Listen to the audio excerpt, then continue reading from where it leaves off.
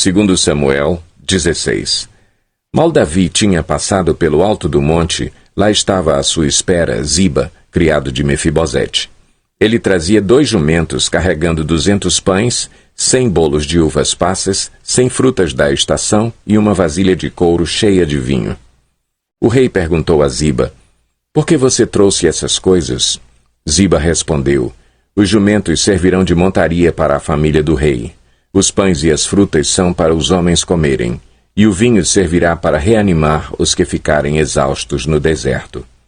"Onde está Mefibosete, neto de seu senhor?" perguntou o rei. Respondeu-lhe Ziba: "Ele ficou em Jerusalém, pois acredita que os israelitas lhe restituirão o reino de seu avô." Então o rei disse a Ziba: "Tudo o que pertencia a Mefibosete agora é seu." "Humildemente me prostro", disse Ziba, "que o rei, meu senhor, agrade-se de mim." Chegando o rei Davi a Baurim, um homem do clã da família de Saul, chamado Simei, filho de Gera, saiu da cidade proferindo maldições contra ele. Ele atirava pedras em Davi e em todos os conselheiros do rei, embora todo o exército e a guarda de elite estivessem à direita e à esquerda de Davi. Enquanto amaldiçoava, Simei dizia: saia daqui, assassino, bandido! O Senhor retribuiu a você todo o sangue derramado na família de Saul, em cujo lugar você reinou. O Senhor entregou o reino nas mãos de seu filho Absalão. Você está arruinado, porque é um assassino." Então Abisai, filho de Zeruia, disse ao rei: "Por que esse cão morto amaldiçoa o rei, meu senhor? Permite que eu lhe corte a cabeça." Mas o rei disse: "Que é que vocês têm com isso, filhos de Zeruia?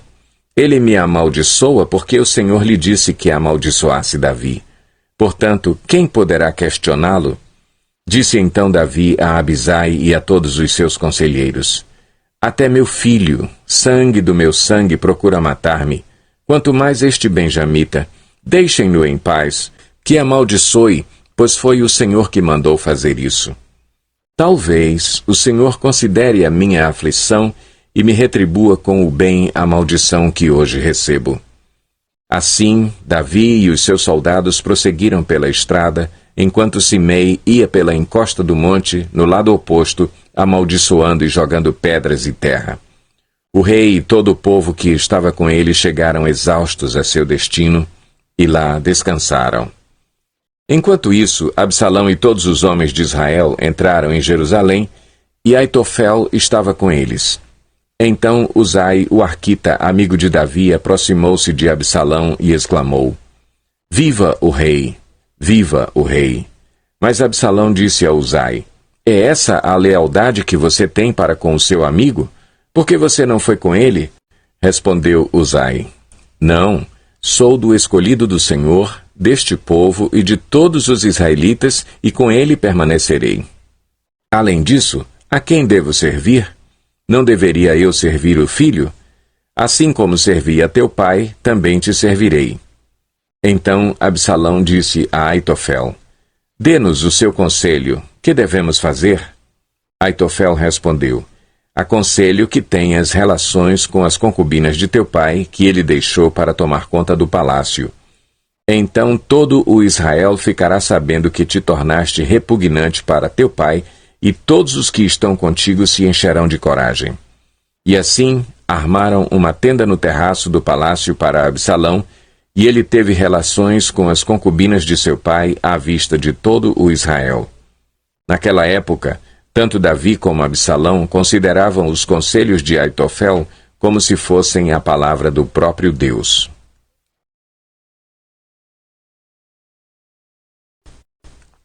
Segundo Samuel 17. Aitofel disse a Absalão: "Permite-me escolher 12.000 homens e partirei esta noite em perseguição a Davi. Eu o atacarei enquanto ele está exausto e fraco. Vou causar-lhe pânico e seu exército fugirá. Depois matarei somente o rei e trarei todo o exército de volta a ti. É somente um homem que procuras matar. Assim todo o exército ficará em paz." Esse plano pareceu bom a Absalão e a todas as autoridades de Israel.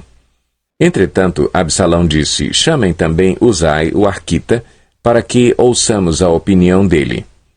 Quando Uzai entrou, Absalão lhe disse: Aitofel deu-nos o conselho dele.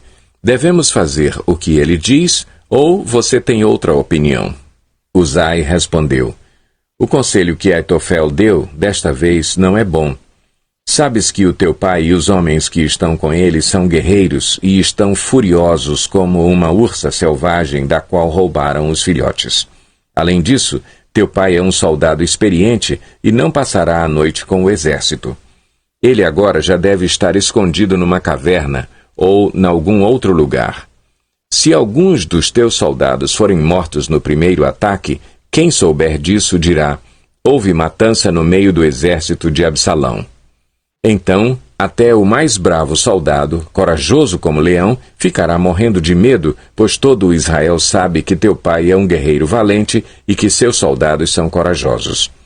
Por isso, dou o seguinte conselho: que se reúnam a ti todos os homens de Israel, desde Dan até Berseba, tantos como a areia da praia, e que tu mesmo os conduzas na batalha. Então o atacaremos onde quer que ele se encontre, e cairemos sobre ele como o orvalho cai sobre a terra. Ele e todos os seus homens não escaparão. Se ele se refugiar em alguma cidade, todo o Israel levará cordas para lá, e arrastaremos aquela cidade para o vale, até que não reste ali sequer uma pequena pedra. Absalão e todos os homens de Israel consideraram o conselho de Uzai, o arquita, melhor do que o de Aitofel, pois o Senhor tinha decidido frustrar o eficiente conselho de Aitofel a fim de trazer ruína sobre Absalão. Uzai contou aos sacerdotes Zadok e Abiatar o conselho que Aitofel dera a Absalão e às autoridades de Israel, e o que ele mesmo lhes tinha aconselhado em seguida. Então pediu que enviassem imediatamente esta mensagem a Davi: não passe a noite nos pontos de travessia do Jordão, no deserto, mas atravesse logo o rio, senão o rei e todo o seu exército serão exterminados. Jonatas e Aimaas estavam em En-Rogel, e uma serva os informava regularmente, pois não podiam arriscar-se a serem vistos na cidade. Eles, por sua vez, iam relatar ao rei o que tinham ouvido. Mas um jovem os viu e avisou Absalão. Então eles partiram rapidamente e foram para a casa de um habitante de Baurim, que tinha um poço no quintal. Eles desceram ao poço e a dona da casa colocou a tampa no poço. Para disfarçar, espalhou grãos de cereal por cima. Os soldados de Absalão chegaram à casa da mulher e lhe perguntaram: onde estão Aimaas e Jonatas? A mulher respondeu: eles atravessaram as águas. Os homens os procuraram sem sucesso e voltaram a Jerusalém. Tendo eles ido embora, os dois saíram do poço e foram informar o rei Davi. Falaram-lhe do conselho que Aitofel dera contra ele, e lhe disseram que atravessasse imediatamente o Jordão. Então Davi e todo o seu exército saíram e, quando o sol nasceu, todos tinham atravessado o Jordão. Vendo Aitofel que o seu conselho não havia sido aceito, selou seu jumento e foi para casa, para a sua cidade natal. Pôs seus negócios em ordem e depois se enforcou. Ele foi sepultado no túmulo de seu pai. Davi já tinha chegado a Maanaim quando Absalão atravessou o Jordão com todos os homens de Israel. Absalão havia nomeado Amasa, comandante do exército, em lugar de Joabe. Amasa era filho de Jéter, um israelita que havia possuído Abigail, filha de Naás e irmã de Zeruia, mãe de Joabe. Absalão e os israelitas acamparam em Gileade. Quando Davi chegou a Maanaim, Sobi, filho de Naás, de Rabá, dos Amonitas, Maquir, filho de Amiel, de Lodebar, e o gileadita Barzilai de Rogelim, trouxeram a Davi e ao seu exército camas, bacias e utensílios de cerâmica, e também trigo, cevada, farinha, grãos torrados, feijão e lentilha, mel e coalhada, ovelhas e queijo de leite de vaca, pois sabiam que o exército estava cansado, com fome e com sede no deserto. Segundo Samuel 18. Davi passou em revista o exército e nomeou comandantes de batalhões de 1000 e de 100. Depois dividiu o exército em 3 companhias. uma sob o comando de Joabe, outra sob o comando de Abisai, irmão de Joabe, filho de Zeruia, e outra sob o comando de Itai, o giteu. Disse então o rei ao exército: Eu também marcharei com vocês. Mas os homens disseram: Não faças isso. Se tivermos que fugir, eles não se preocuparão conosco, e mesmo que metade de nós morra em batalha, eles não se importarão. Tu, porém, vales por 10.000 de nós. Melhor será que fiques na cidade e dali nos deis apoio. O rei respondeu: Farei o que acharem melhor. E o rei ficou junto à porta, enquanto os soldados marchavam, saindo em unidades de 100 e de 1.000. O rei ordenou a Joabe, a Abisai e a Itai: Por amor de mim, tratem bem o jovem Absalão. E todo o exército ouviu quando o rei deu essa ordem sobre Absalão a cada um dos comandantes. O exército saiu a campo para enfrentar Israel, e a batalha aconteceu na floresta de Efraim, onde o exército de Israel foi derrotado pelos soldados de Davi. Houve grande matança naquele dia, elevando-se o número de mortos a 20.000. A batalha espalhou-se por toda a região, e naquele dia a floresta matou mais que a espada. Durante a batalha, Absalão, montado em sua mula, encontrou-se com os soldados de Davi. Passando a mula debaixo dos galhos de uma grande árvore, Absalão ficou preso nos galhos pela cabeça. Ficou pendurado entre o céu e a terra, e a mula prosseguiu. Um homem o viu e informou a Joabe: Acabei de ver Absalão pendurado numa grande árvore. Você o viu? Perguntou Joabe ao homem.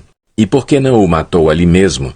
Eu teria dado a você 10 peças de prata e um cinturão de guerreiro. Mas o homem respondeu: Mesmo que fossem pesadas e colocadas em minhas mãos 1.000 peças de prata, eu não levantaria a mão contra o filho do rei. Ouvimos o rei ordenar a ti, a Abisai e a Itai: Protejam, por amor a mim, o jovem Absalão. Por outro lado, se eu tivesse atentado traiçoeiramente contra a vida dele, o rei ficaria sabendo, pois não se pode esconder nada dele, e tu mesmo ficarias contra mim. E Joabe disse: Não vou perder mais tempo com você. Então pegou 3 dardos e com eles traspassou o coração de Absalão quando ele ainda estava vivo na árvore. E 10 dos escudeiros de Joabe cercaram Absalão e acabaram de matá-lo. A seguir, Joabe tocou a trombeta para que o exército parasse de perseguir Israel, e assim deteve o exército. Retiraram o corpo de Absalão, jogaram-no num grande fosso na floresta e fizeram um grande monte de pedras sobre ele.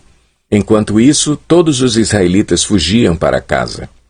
Quando em vida, Absalão tinha levantado um monumento para si mesmo no Vale do Rei, dizendo: Não tenho nenhum filho para preservar a minha memória. Por isso deu à coluna o seu próprio nome. Chama-se ainda hoje Monumento de Absalão.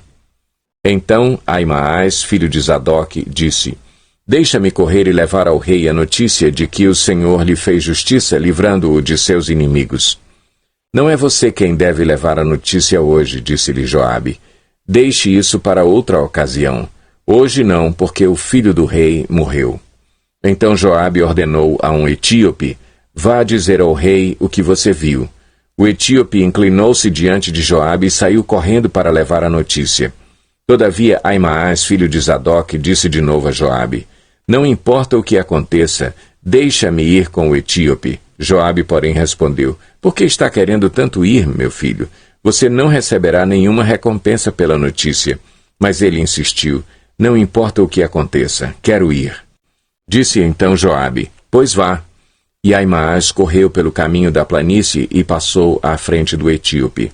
Davi estava sentado entre a porta interna e a externa da cidade. E quando a sentinela subiu ao terraço que havia sobre a porta, junto à muralha, viu um homem que vinha correndo sozinho. A sentinela gritou, avisando o rei. O rei disse: Se ele está sozinho, deve trazer boa notícia. E o homem foi se aproximando. Então a sentinela viu outro homem que vinha correndo e gritou ao porteiro: Vem outro homem correndo sozinho. Esse também deve estar trazendo boa notícia, exclamou o rei. A sentinela disse: Está me parecendo, pelo jeito de correr, que o da frente é Aimaas, filho de Zadok. É um bom homem, disse o rei. Ele traz boas notícias. Então Aimaas aproximou-se do rei e o saudou, prostrou-se rosto em terra diante do rei e disse: Bendito seja o Senhor, o teu Deus.